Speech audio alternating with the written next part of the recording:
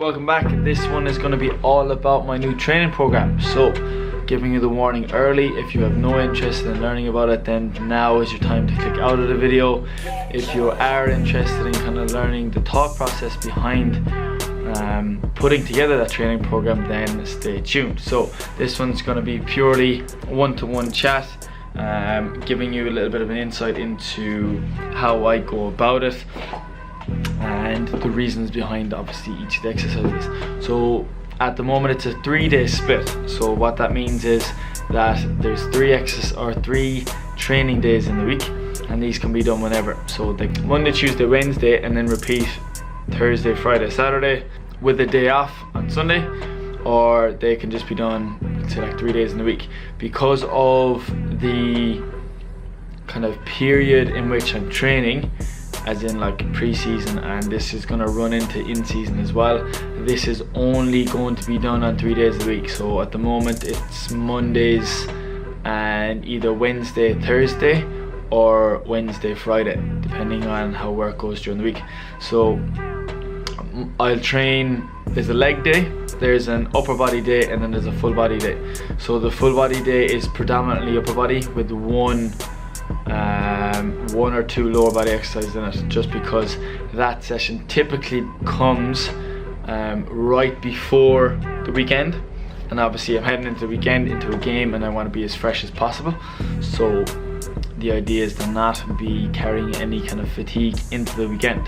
The upper and lower days follow the same structure. So you've got like a strength based exercise followed by a power based movement that is similar to the strength based movement. So the strength based movement is for 3 to 5 reps, so I'm lifting in and around 85% plus of my OMAT max for 3 to 5 reps, sometimes for 2 reps. And again, I'm trying to move as much weight as possible under strict technique, but at the same time then recruit as many muscle fibers as I can during that movement. Then straight away following that then comes a power based movement. So if I'm doing a heavy back squat, I will typically do a band assisted squat jump, and what that'll do then is it'll help me move significantly faster than I would be able to if I just did a normal squat jump. So the band takes some of the load off, so that I'm moving at a higher velocity than I usually would. And what those two things, that's typically kind of termed contrast training. So you've got strength based movement to help your central nervous system recruit more muscle fibers, followed by a power based movement to kind of like express that speed in the same movement. And they'll work well together because the goal is then to, over time, obviously get stronger, but also at the same time I'm getting stronger, I'm being able to recruit more muscle fibers, but I'm also able to express that strength at high speeds, because being strong doesn't necessarily mean you're going to be quick, and there needs to be some sort of kind of like overspeed / power training in there. So it works quite well, and the soreness following a day's training session is typically quite low, because the volume that I'm actually doing is very low as well. So I might do, if I'm doing, I'll take last week for example. Last week I did back squats and I did sets of 2. I did 3 sets of 2 at 100 kilos. So I did 6 reps in total of squats, and like, you know, I might do 1 set of 8 on another training session. So you can see the volume of it's quite low, but the intensity and the intent I have to move as quick as I can is very high. And again, that's more kind of like relative to where I'm at with pre-season and kind of moving into the season, because I'm not looking to get bigger, because I've found now I'm at that stage where I'm at a comfortable weight and I just need to maintain it, and obviously kind of like strip a little bit of body fat back, but I'll do that through my nutrition, and my conditioning is going to come from my 2 training days during the week. So I don't want to focus that in the gym, because your gym work should complement your pitch-based work rather than kind of interfere with it or try and take its place. So we've got an upper day, a lower day, and a full body day. So the lower body day is, just get it open here on the app, Again, another benefit of being a member of Fit 100 is everybody gets signed up to our app, which kind of holds all your nutrition and your training programs. So it just makes your life a whole lot easier, takes the stress out of knowing what you need to do or how to do it. So again, let me just give you a quick look at that. If you can see that there. So we've got day 1 is our lower body day. So we've got our back squat followed by a band assisted squat jump. We've got our hip thrust and our broad jump, and then we've got our goblet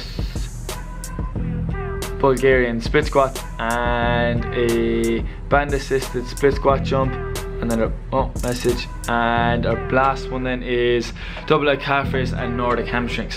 So you can see there, every strength based movement is followed by a power based movement of a similar movement. So hip thrust is hip extension and our broad jump is hip extension as well.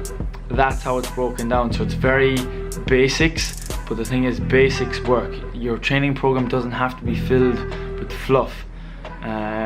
People are just obsessed with having like as many different exercises as possible without actually having the intent to execute them properly and knowing why they're doing what they're doing. Because I've got 6-8 exercises there, 3 sets of each, 3 to 5 reps, and look, it's basics but it works, and it puts me in a very good position this year in terms of my kind of like overall like my physical preparation for the season.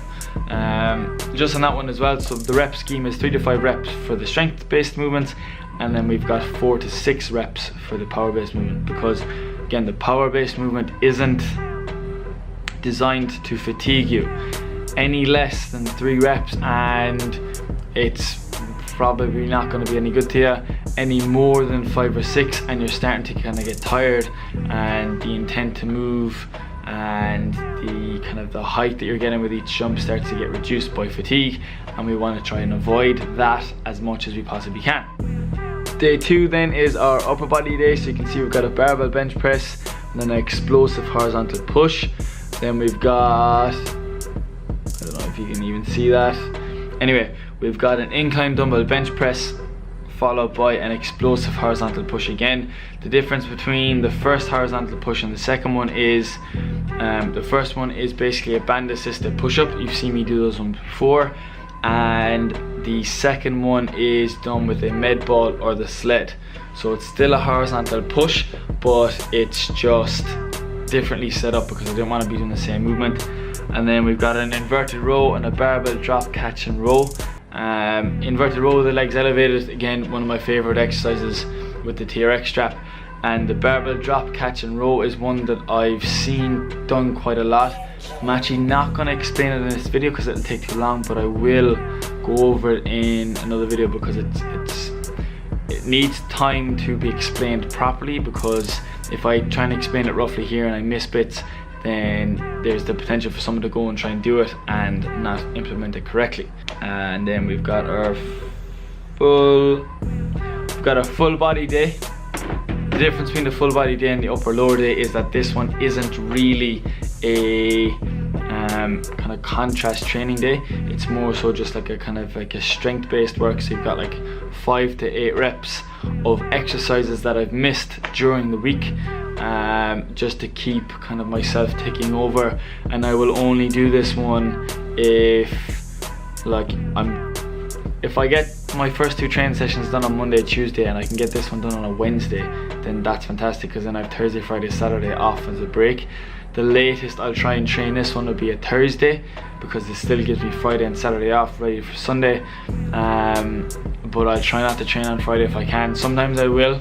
Look, it's just unavoidable, and I'm in pre-season at the moment, so playing while fatigued isn't necessarily a bad thing, because again, those little kind of like that you can introduce into your training, like obviously playing while fatigued, can benefit you in the long run. But I'll try and avoid it as much as I can. Again, it's just to kind of fill in the gaps. So things like shoulder presses, kind of like incline dumbbell work, and what else have we got in here? just like lunges and like reverse hyperextensions, kind of like injury prevention type movements. So on top of that, then I obviously have the option of 4 different core days. I actually haven't done any of them yet. I don't train core at all. Anybody that's followed me at all over the last year and a half will know that I don't train core ever. I find it boring. I think there's a lot better ways that you can do it, like training heavy and sometimes not using a belt, but I will start to incorporate some of it into the training. I do quite a lot of it in training as well, so I don't feel the need to, if that makes sense. It's not necessary, you don't need to do it, but again, the option is there for me to throw in 1 of 4 days. And then the last bit I actually have is like, it's down as an accessory day. Now, don't like that word because accessory implies that it's not really that important, but they all are. But the whole idea of this one is mainly stretching, but then there's like single leg exercises in there. It's almost like a movement prep day. So like if I was to do this on a Friday or a Saturday, it would set me up nicely for a game day. I may actually start to use this as a warm-up before my games, because none of them, there's only one exercise that's weighted, and that is the landmine press, so I could just take that out and do the rest of the exercise. So I won't go through that one because just that one will take way too long to explain. As far as like training programs go, that is going to be my program for the next maybe 10 to 20 weeks until I decide that I want to change it again.